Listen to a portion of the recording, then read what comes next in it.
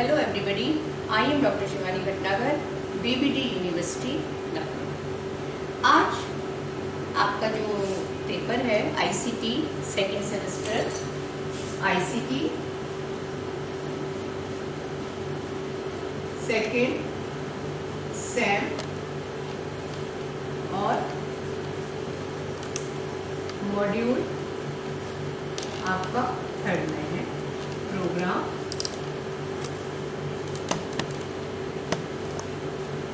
Instruction. तो पहले तो आपको ये पता होना चाहिए कि आज हम लोग जो पढ़ने जा रहे हैं ये आपके कोर्स में कहाँ पर है। आपने इसमें ये पढ़ चुके हैं प्रोग्राम इंस्ट्रक्शन क्या है, क्या इसके प्रिंसिपल हैं, कितने तरह का ये होता है, लीनियर, ब्रांचिंग एंड मैथमेटिक्स। इसके बाद आपका डेवलपमेंट ऑफ प्रोग्राम इंस्ट्रक्शन, उसमें आपने फर्स्ट स्टेप डिस्कस करा था कि कैसे हम इसकी जो है प्रिपरेशन करते हैं। तो आज हम इसको आगे बढ़ाते हैं कि आपका सबसे पहले जो हमने development of programme instruction,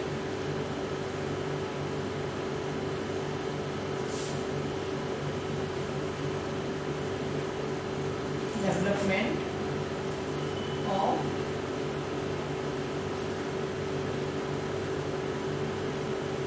programme instruction, हम इसको अब कैसे तैयार करेंगे।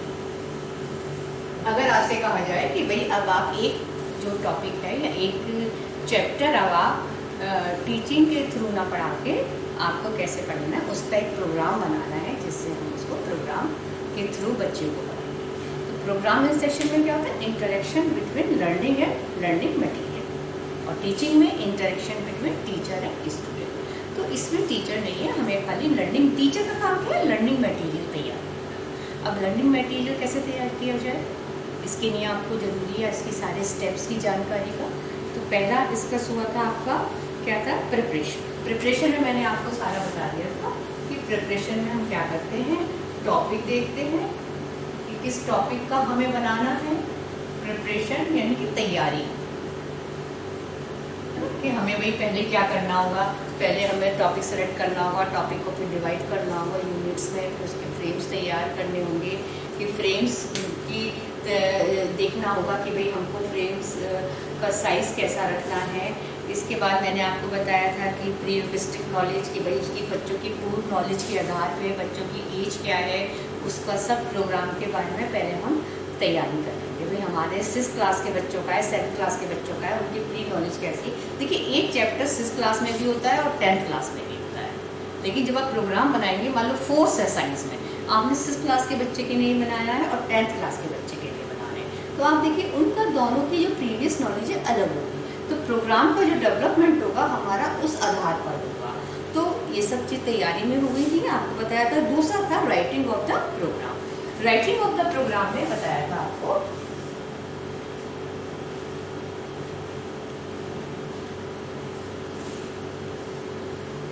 Writing of the programme. अब हम प्रोग्राम को हमने तैयारी सब कर ली, टॉपिक ढूंढ लिया, उनको डिवाइड कर लिया यूनिट्स में, इसके बाद सब चीज़ पूर्व ज्ञान देख लिया, क्राइटेरिया टेस्ट बना लिया कि भाई हमारा प्रोग्राम कितना सक्सेस हुआ, कितना बच्चे सीखे। इसके बाद अब हम क्या करेंगे, तैयारी। मैंने आपको कल बताया था क्राइटेरिया टेस्ट और अचीवमेंट टेस्ट में क्या अंतर था। अचीवमेंट टेस्ट में हम बच्चे के इंडिविजुअल डिफरेंस को देखते हैं कि भाई कोई बच्चा 80% नंबर ला रहा है, कोई 50% ला रहा है, कोई 60% ला रहा है, लेकिन हमें इसमें क्या है क्राइटेरिया में कि हम एक उनका निष्पत्ति स्तर देखते हैं ना, कि भाई कितना बच्चे की परफॉर्मेंस लेवल देखा जाता है।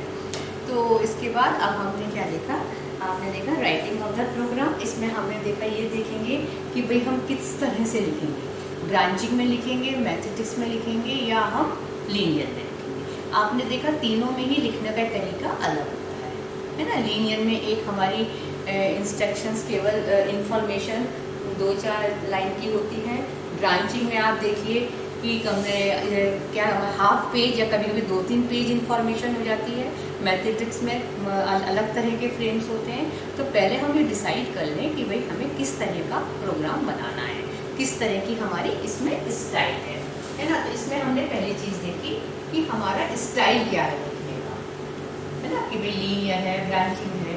इसके बाद दूसरी चीज हमको ध्यान में देनी है कि हमको इसको जो है लॉजिकली और साइकोलॉजिकली हमें अरेंज करना है ना। जो भी हम बना रहे हैं, जो हमने टॉपिक को तैयारी के समय मैंने बताया था कि टॉपिक को हम क्या करते हैं, छोटे छोटे फ्रेम्स में बांट देते हैं, टॉपिक को सब टॉपिक्स में बांट देते हैं। तो हमें जो ये बनाना है कि पहले कौन सा, फिर क्या बताना है, फिर इसके बाद क्या बताना है, ये हमें लॉजिकली और कैसे साइकोलॉजिकल, कि बच्चे को इजीली हम टर्मिनल बिहेवियर तक, जो बच्चे का एंटायर बिहेवियर कौन सा होता है, जो बच्चा चाहता है, प्रोग्राम के बाद क्या उसके बिहेवियर में चेंज आ जाएगा, उसको हम कहते हैं टर्मिनल बिहेवियर। तो टर्मिनल बिहेवियर तक पहुँचते पहुँचते हम कैसे इजीली अपने ऑब्जेक्टिव को प्राप्त करेंगे, इसके लिए मुझे क्या करना पड़ेगा, ये देखना होगा कि जो मेरी यूनिट्स हैं, जो मेरे सब टॉपिक्स हैं, उनको मुझे क्या करना पड़ेगा, लॉजिकली एंड साइकोलॉजिकली, है ना। लॉजिकली, दूसरा मैंने बताया आपको, लॉजिकली एंड साइकोलॉजिकली, है ना। भाई देखना है कि बच्चा हमारे किस स्टैंड कर रहा है, तो उसी हिसाब से मुझे उसका अरेंजमेंट करना पड़ेगा। इसके बाद मैंने बताया था आपको तीसरा कि हम किस तरह से जो है हम बच्चे को स्टिमुलस देते हैं, है ना। जो भी हम क्वेश्चंस देते हैं, उन क्वेश्चंस का प्रारूप कैसा होगा, है ना, उसके हम किस तरह से बच्चे को रेस्पॉन्स बच्चा देगा कि सही रेस्पॉन्स दे, गलतियां होने की संभावना कम है। तो हमें क्या करना पड़ेगा कि जो स्टिमुलस है, स्टिमुलस को हमें कैसे, उसके फॉर्म्स है, स्टिमुलस मतलब क्वेश्चंस जो होते हैं, मैंने बताया था इसका 3 ही तो बेस है ना। स्टिमुलाई कहते हैं, इसका ये बहुवचन है, स्टिमुलस एक वचन है। तो जब हम स्टिमुलाई कैसे देंगे, जो हमारे क्वेश्चंस होते हैं उसी को पे तो रिस्पॉन्स देता है, और फिर उसके बाद रीइंफोर्स मिलता है, तो जिससे कि उसको आगे वाली क्रिया करने के लिए उसको पुनर्बल मिलता है। तो आपने देखा कि हम इसमें स्टिमुलस जो देते हैं वो किस तरह के होंगे क्वेश्चंस। पहली बात ये तो आपको पता ही है, अगर हमारा लीनियर हुआ तो हमको फिल इन द ब्लैंक दे देने होते हैं। यदि हमारा कैसा है क्वेश्चन आपका क्या कहते हैं, ब्रांचिंग है, तो आप उसमें जो है कैसे देखेंगे, मल्टीपल चॉइस। तो ये आपके जब स्टाइल डिसाइड करेंगे उसी समय ये भी डिसाइड हो जाएगा कि स्टिमुलस हमारा किस टाइप का होगा। उसके बाद हमें क्या करना है कि हमें उसका क्या है, उसका क्या सीक्वेंस है और क्या प्रेजेंटेशन है ना। स्टिमुलस का क्या सीक्वेंस है और क्या उसका प्रेजेंटेशन है, कि भाई हम जो भी स्टिमुलस दे रहे हैं, जो भी क्वेश्चंस दे रहे हैं, पहले क्या पूछना है, फिर क्या पूछना है, तो वो भी एक हमारा कैसा होना चाहिए, प्रेजेंटेशन जो हम देंगे उन क्वेश्चंस का भी सीक्वेंस होता है, किस तरह से हम पूछेंगे। तो ये इस चीज़ों का हमें इसमें ध्यान रखना है।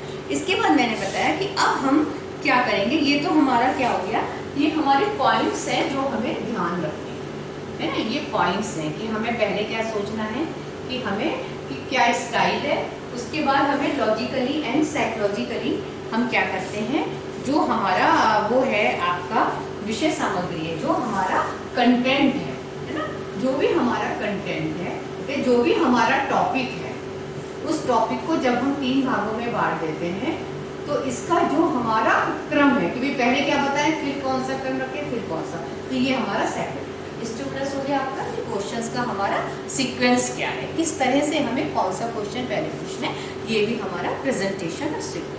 इसके बाद जो हमारा है कि अब हम इसको क्या क्या करना पड़ेगा। पहली बात तो हमको डिजाइन करना पड़ेगा फ्रेम, है ना। आपको पता ही है कि जो हमारा सेकंड स्टेप है, सेकंड स्टेप क्या आपका, writing of the programme, preparation था। इसके बाद ये था राइटिंग ऑफ द प्रोग्राम। तो ये तो मैंने आपको बता दी कि सारी बातें हमें क्या करनी है, ध्यान में रखनी हमने कि भाई अब हमें स्टाइल भी पता होना चाहिए, हमारा जो कंटेंट है उसको हम लॉजिकली साइकोलॉजिकली डिवाइड कर देंगे। इसके बाद हमारे जो स्टिमुलस है उनका सीक्वेंस क्या है, प्रेजेंटेशन क्या है। अब हम लिखना प्रारंभ करेंगे। तो सबसे पहले हम क्या करेंगे, स्टेप्स ऑफ द, इसके स्टेप्स क्या है राइटिंग ऑफ द प्रोग्राम। पहले सबसे पहले हम क्या करेंगे, फ्रेम। फ्रेम मैं आपको बता चुकी हूँ कि जब हम जिस टॉपिक को पढ़ाना है उसको हम सब टॉपिक में डिवाइड कर देते हैं और हर टॉपिक पे एक एक हम फ्रेम बनाते हैं। तो फ्रेम हम लिखेंगे, और फ्रेम क्या होता है, ये इस तरह से डिज़ाइन किया जाता है जिसमें बच्चे आसानी से उसको समझ सकें, उसमें जो इन्फॉर्मेशन दी जाती है उसको अच्छे से पढ़ें। ये टोटली डिफरेंट होते हैं, जो हमारा बुक होती है उस तरह का फ्रेम नहीं होता है। इसकी भाषा के वहाँ पे बुक्स में तो टीचर भी इंस्ट्रक्शन साथ में होती है कि भाई टीचर ने पढ़ाया है तब आप बुक जाके पढ़ लेते हैं, लेकिन प्रोग्राम इंस्ट्रक्शन में टीचर नहीं है, उसी प्रोग्राम से बच्चे को सीखना है, तो उसकी भाषा बहुत सरल और सजीव होती है जिससे बच्चा इजीली उसको समझ सके। तो फ्रॉम जो हम फ्रेम को जब हम लिखते हैं तो इसके बाद इसमें जो रिस्पॉन्स, जो क्वेश्चन होता है उस पर रिस्पॉन्स देता है, उसके बाद कभी उसका चेक भी हो जाता है, रीइंफोर्समेंट सही गलत भी पता चल जाता है, खुद ही वो अपने को इवेलुएट कर लेता है और अब आगे वाले फ्रेम पे चलता है। तो फ्रेम के कई प्रकार के होते हैं, मैंने बताया। तो आपका प्रेजेंटेशन फ्रेम जब आप बनाएंगे तो प्रेजेंटेशन फ्रेम है, दूसरा है आपका टीचिंग फ्रेम है। फ्रेम कितने तरह के हो गए आपके, प्रेजेंटेशन है ना, प्रेजेंटेशन में आपको इंफॉर्मेशन देनी होगी। अब लीनियर है तो 2-4 लाइन की होगी, ब्रांचिंग है तो पूरा पैराग्राफ हो जाएगा, तो वो डिपेंड करता है आपका स्टाइल ऑफ प्रोग्रामिंग पे। तो आपको सबसे पहले क्या करना है कि कितने तरह के होते हैं, आपको जब प्रोग्राम बनाएंगे तो आपको कितने तरह के फ्रेम बनाने होंगे। तो पहला इंट्रोडक्टिव फ्रेम है, दूसरा आपका कौन सा है, ये टीचिंग फ्रेम,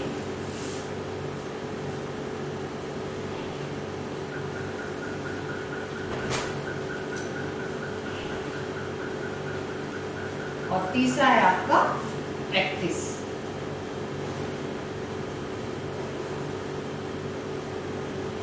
और फोर्थ है आपका टेस्टिंग।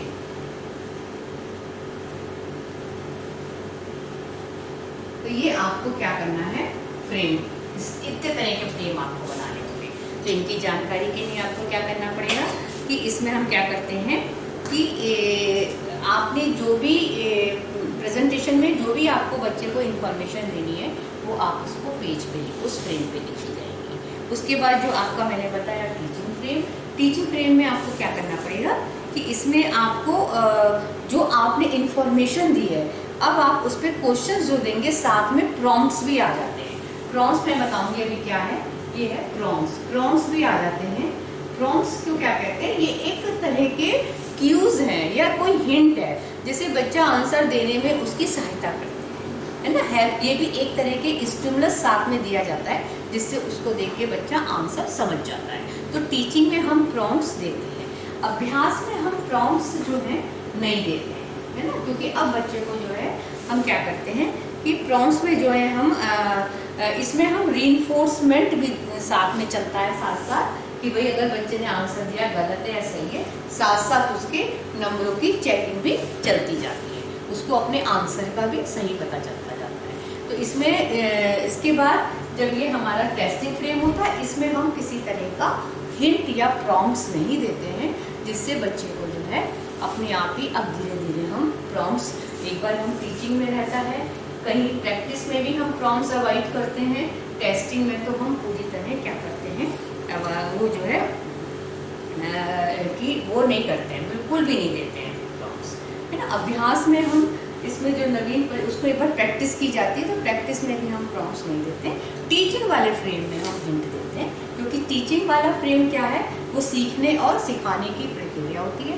उसमें बच्चा जो इन्फॉर्मेशन समझा है, जो उसने इन्फॉर्मेशन फ्रेम में या जो उसने इंट्रोडक्टिव फ्रेम में जो पढ़ा है, उसमें उसको क्या कहते हैं, इंट्रोडक्टिव फ्रेम में जो है बच्चे की प्रीवियस नॉलेज पे बेस्ड क्वेश्चंस होते हैं। इसके बाद टीचिंग फ्रेम में जो हमें नवीन ज्ञान देना है उससे संबंधित इन्फॉर्मेशन होती है, क्वेश्चंस होते हैं। उसके बाद अभ्यास दिया था। इंट्रोडक्टिव फेज में क्या होता है, इंट्रोडक्टिव प्रेजेंटेशन फ्रेम में क्या होता है कि हमें जो भी देना है, मान लो अगर हमको देना है प्रेजेंटेशन फॉर्म कहते हैं, या हम इसको इंट्रोडक्टिव फ्रेम भी कह सकते हैं। इंट्रोडक्टिव फ्रेम में जैसे जब हम आप क्लास में जाते हैं, टीचर जाती है, तो पहले वो बच्चों के सामने पढ़ाने से पहले जो वो पढ़ाने जा रही है टॉपिक, उससे संबंधित कुछ क्वेश्चंस पूछती है, जिससे बच्चे की प्रीवियस नॉलेज का पता चलता है। उसके आधार पर फिर वो अपनी टीचिंग प्रारंभ करती है। लेकिन यहाँ पे टीचर तो है नहीं, तो उसको क्या करना है, पहले एक प्रेजेंटेशन इंट्रोडक्टिव फ्रेम बनाती है जो उसकी प्रीवियस नॉलेज से संबंधित उस पर क्वेश्चन होते हैं। इसके बाद फिर टीचिंग में क्या होता है, जो टीचिंग फ्रेम होती है वो हमारा कौन सा होता है, जो हम नवीन ज्ञान देने जा रहे हैं। अब उसकी इंफॉर्मेशन और क्वेश्चन। एक फ्रेम में क्या होता है, इंफॉर्मेशन, क्वेश्चन, आंसर और उसकी की। तो इसमें क्या है आपका कि अब हमें जो चीज हमें पढ़ानी है इसमें, और इसके बाद नवीन ज्ञान की प्रैक्टिस की जाती है, इसमें हम प्रॉम्प्ट्स देते हैं। और इसके बाद प्रैक्टिस फ्रेम में क्या होता है, इसमें प्रॉम्प्ट्स टोटली नहीं होते हैं, इसमें और पूरी तरह से टेस्टिंग में तो फिर हम टेस्ट करते हैं कि बच्चे ने हमारा नवीन ज्ञान कितना सीखा। तो ये आपने देखा, इतने तरह के फ्रेम बनाने होंगे।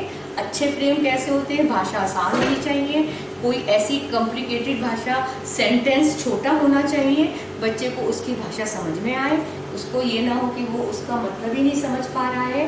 तो इसलिए ये जो हमारी टेक्स्ट बुक है उससे बहुत अलग तरह से इसकी एडिटिंग भी होती है, कैसे आप उसको सेंटेंसेस को उसका जो सेंस है वो बच्चा एक बार में समझ जाए।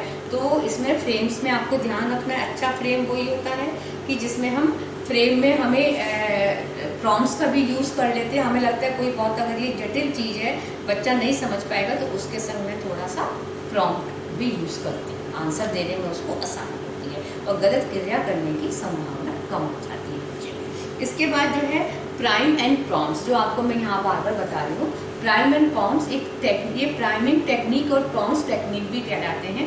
इसमें क्या है कि आपको प्राइमिंग क्या होती है, priming the pump, priming the hand pump. जब कोई हैंड पंप में पानी नहीं आता है तो पहले बहुत देर तक हमें चलाना पड़ता है, उसके बाद उसमें से पानी आता है। उस पानी की क्वालिटी हम तभी बता पाते हैं जब उसका पाप पी के या देख के, खारा पानी है, नमकीन पानी है, मीठा पानी है, गंदा है, जैसा भी है।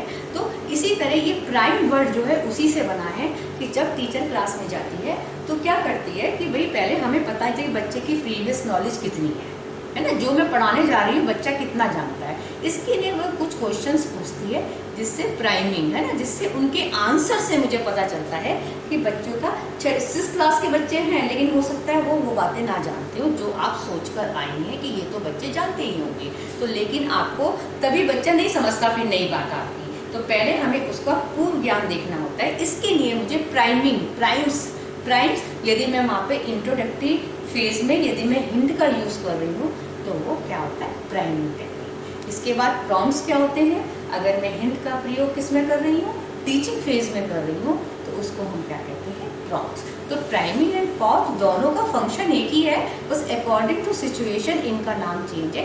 प्राइमिंग ज़्यादातर हम इंट्रोडक्टरी फेज में यूज़ करते हैं, क्योंकि जहाँ पर हम पूर्व ज्ञान से संबंधित नवीन ज्ञान का जब हम सिखाते हैं तो उसको हम प्रॉम्प्ट्स कहते हैं। तो प्राइमिंग टेक्निक, प्रॉम्प्ट टेक्निक, आपको ये टेट में कॉम्पिटिशन्स में ये बहुत बातें पूछी जाती है कि इंट्रोडक्टरी फेज में यूज़ कर रहे हैं तो प्राइम में, लेकिन है वो फंक्शन दोनों का एक ही कि बच्चे को गलत क्रिया करने में सहायता, गलत क्रिया करने में उनको रोकता है, बच्चा सही आंसर देने में उस हिंट की सहायता से आंसर तुरंत दे देता है। इसके बाद आपका जो आता है, हम ये देखते हैं कि ये कितने तरह के होते हैं, है ना। प्रॉम्प्ट्स को हम किस तरह के होते हैं कि कभी कभी हम क्या करते हैं, पहला जैसे मैंने बताया इम्फेसिस जैसे हमने देखा कि भाई इम्फेसिस में क्या है कि अगर हम प्रॉम्प्ट्स दें, भाई आपको हमने बताया कि आप राइटिंग लिखने जा रहे हैं तो आपको पता होना चाहिए कि भाई प्रॉम्प्ट्स में क्या है।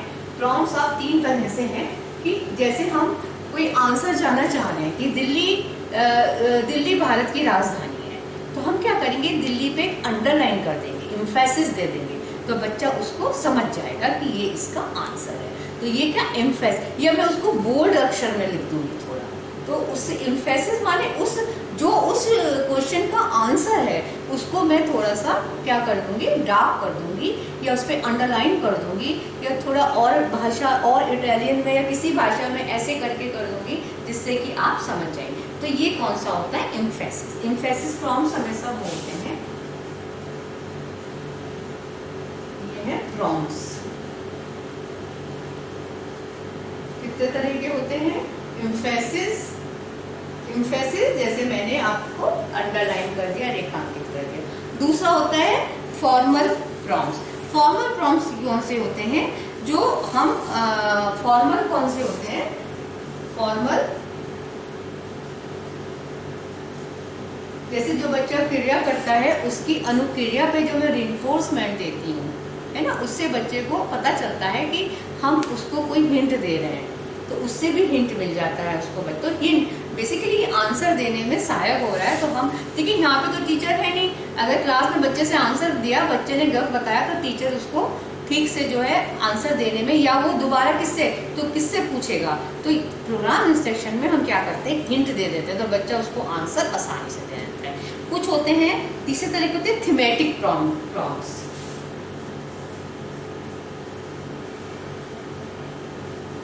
थीमेटिक में कि जब हम किसी कॉन्सेप्ट को दे देते हैं, है ना, जैसे मैंने ऐसे एंगल बना दिए, इस तरह से मैंने एंगल बनाया,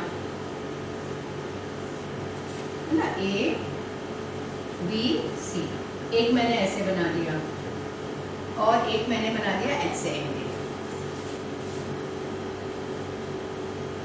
अब मैं पूछती हूँ कौन सा हमारा क्या है, राइट एंगल है, समकोण है ना।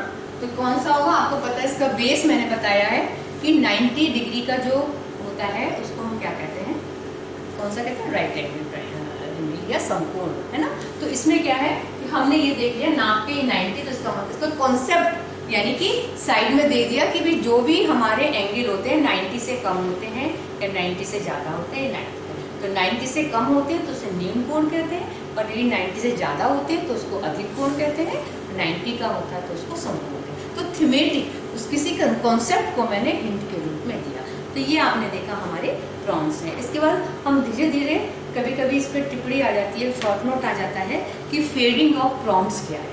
फेडिंग माने जब हम पूरी तरह से, जैसे मैंने बताया कि अभ्यास में और टेस्टिंग फ्रेम में हम प्रॉम्प्ट्स नहीं देते, पूरी तरह हम उसको जो है, अब बच्चों को सिखा दिया, टीचिंग फ्रेम में हमने प्रॉम्प्ट्स दिए, हिंट दे के बच्चे को, लेकिन अब बच्चे का हमें जब टेस्ट करना है तब थोड़ी हिंट देंगे, तब हम पूरी तरह से प्रॉम्प्ट्स को, और अभ्यास फ्रेम में भी हम प्रॉम्प्ट्स को नहीं देते। इसी को हम कहते हैं फेडिंग ऑफ। इसके बाद आपने देखा कि इसके बाद अब इसके फंक्शन तो आपको समझ में आ ही रहा होगा प्रॉम्प्ट्स का, कि बच्चे को सही क्रिया करने में सहायता देता है ना, जिससे बच्चा कम गलतियाँ करता है। इसके बाद आपके हमने सीक्वेंसिंग देखी। सीक्वेंसिंग क्या होती है कि यदि हमको अब फ्रेम हमने बना लिया, लीनियर है या ब्रांचिंग है ये भी हमने तय कर लिया।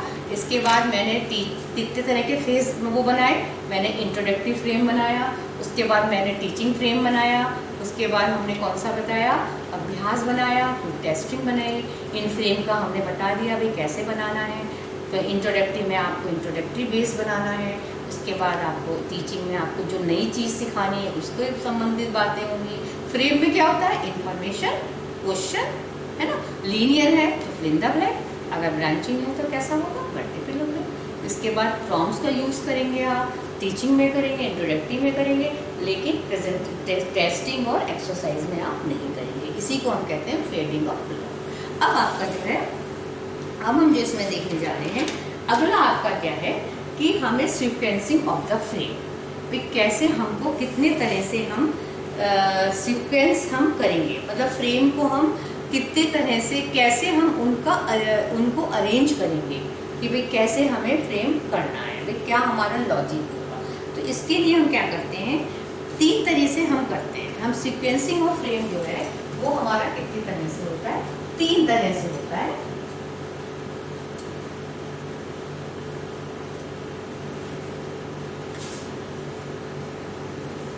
अब आया सीक्वेंसिंग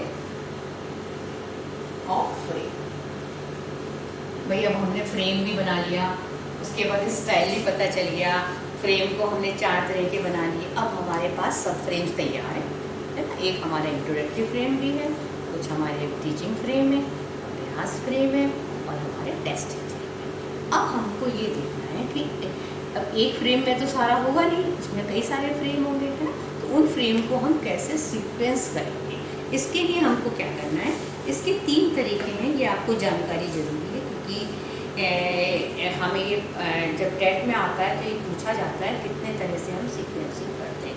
तो पहली बात तो आपको मैंने बताया है, जो भी सीक्वेंसिंग होती है वो लॉजिकली और साइकोलॉजिकली। लॉजिकली माने तार्किक रूप से, है ना। साइकोलॉजिकली माने ये हम देखा ना, पहले आप जैसे क्लास में जाते हैं तो ये सोचते हैं कि भाई पहले इनको क्या बात बताएं, तब ये वाली बात इनकी समझ में आएगी, फिर हम कौन सी बात बताएं, फिर ये बात समझ में आएगी।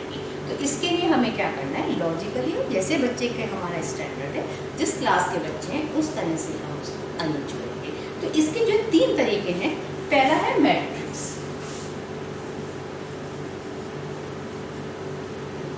आपको थोड़ा थोड़ा इसके बारे में पता होना चाहिए। मैट्रिक्स में क्या है कि हम जो हमारे फ्रेम्स हैं, अब हमें ये पता रहना चाहिए कि हम कैसे मैं उसको जो हूँ, जो हमारा मेजर कॉन्सेप्ट है जो हमें बताना है उसका एक मैट्रिक्स बना लेते हैं, है ना।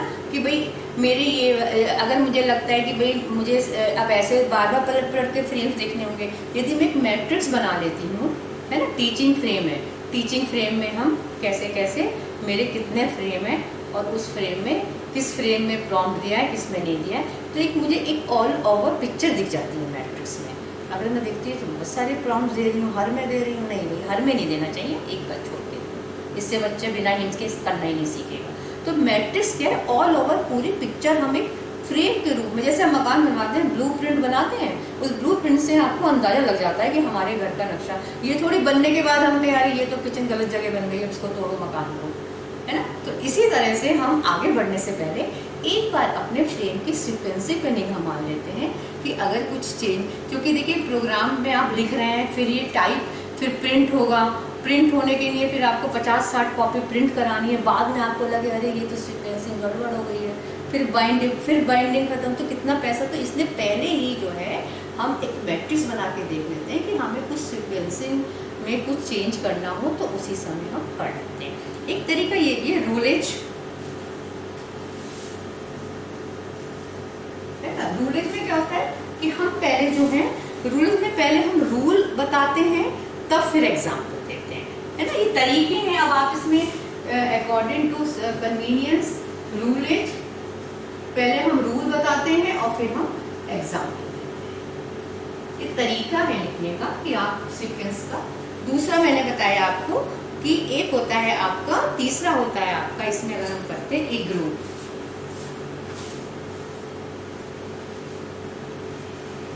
इसमें हम पहले एग्जाम्पल देते हैं और फिर हम क्या करते हैं, रूल बताते हैं। तो मतलब 3 तरीके हैं सीक्वेंसिंग के, ये आपको जानकारी जरूरी है क्योंकि आपको पता होना चाहिए। आपको बीएड ही नहीं करना है, आपको बहुत सारे कंपटीशन बेस्ड देने हैं एग्जाम, तो ध्यान रखिए सीक्वेंसिंग के 3 तरीके हैं, मैट्रिक्स, रूलेज, इगुलेज। मैट्रिक्स में ऑल ओवर एक पिक्चर पता चल जाती है, रूलेज में हम पहले रूल बताते हैं फिर एग्जाम्पल। ये मतलब हम कंसेप्ट क्लियर करेंगे ना कि भाई हमें कैसे आगे बढ़ना है प्रोग्राम में, हम एक कोई सा भी तो अपनाएंगे ना, तो रूलेज या इगुलेज। तो ये आपको कभी कभी आता है कि what are the means of sequencing of frame, तो आपको यही नाम लिखने हैं, मैट्रिक्स, रूलेज, इगुलेज। अब आपका जो आपका आता है नेक्स्ट है आपका कि अब हम उसमें क्या करेंगे। अब हमें देखिए, मैंने बताया हमने बना लिया, हमने फ्रेम्स बना लिए, उनकी सीक्वेंसिंग कर ली, स्टाइल भी हमने तय कर लिया, अब हम उसकी एडिटिंग करेंगे। मैंने बताया कि ये थोड़ा लंबा प्रोसेस होता है। एडिटिंग में हमें अब अपने प्रोग्राम की हमें दिखाना है कि भाई हमारे में कुछ कमियां तो नहीं है। तो कमियां किस तरह की होंगी आपको, editing of the programme.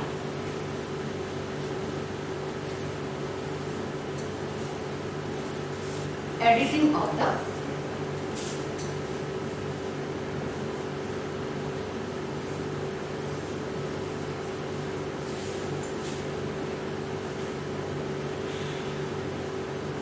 Editing of the programme में क्या है, अब हमें देखना है कि भाई हमारे प्रोग्राम में कहीं कुछ कमी तो नहीं है।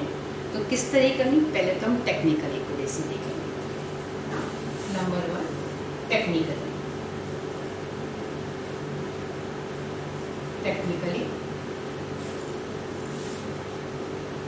एक्यूरेसी, है ना। टेक्निकली एक्यूरेसी में आप क्या देखेंगे कि एडिटिंग एक्यूरेसी, एडिटिंग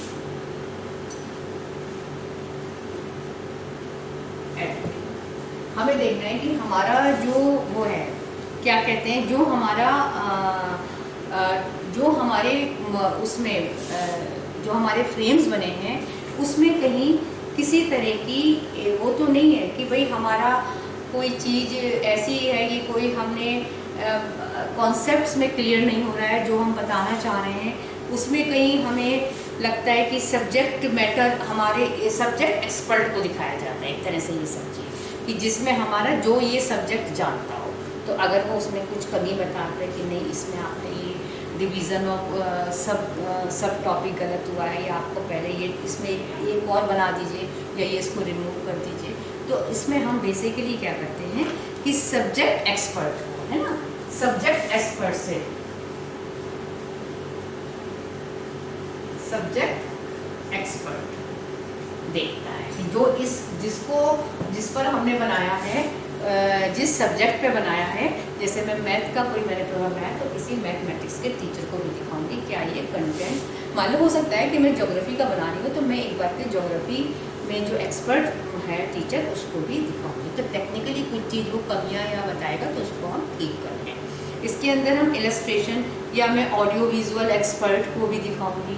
मान लो मुझे कुछ उसके संग ऑडियो देना या कुछ वीडियो दिखाना है, तो वो भी अगर ऐसा कुछ है प्रोविज़न प्रोग्राम में तो मैं उस एक्सपर्ट को दिखाऊंगी। दूसरा है आपका प्रोग्रामर की एडिटिंग, जैसे हम कहते हैं कि टेक्निक की एडिटिंग। दूसरा हमने बताया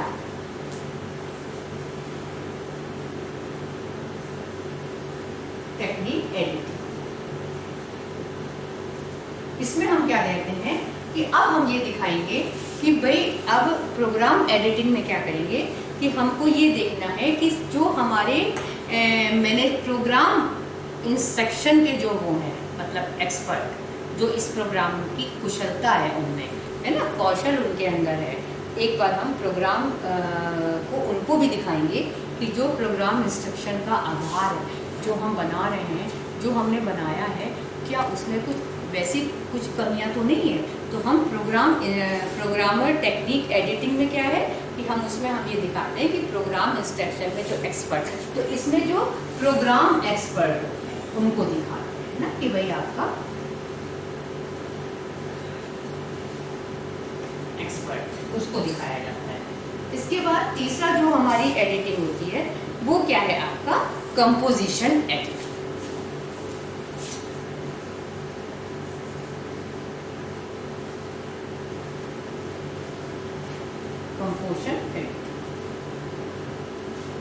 इसमें क्या होता है एडिटिंग में, कंपोजिशन एडिटिंग में क्या है आपका कि इसमें हम क्या देखते हैं एडिटिंग में कि अब हम भाषा का कि भाई कोई हमारी भाषा में कोई ग्रामेटिकली तो मिस्टेक नहीं है, कंपोजिशन का यूज़ सही किया है, प्रोपोजिशन का यूज़ सही किया है, सेंटेंस फॉर्मेशन ठीक है या नहीं है।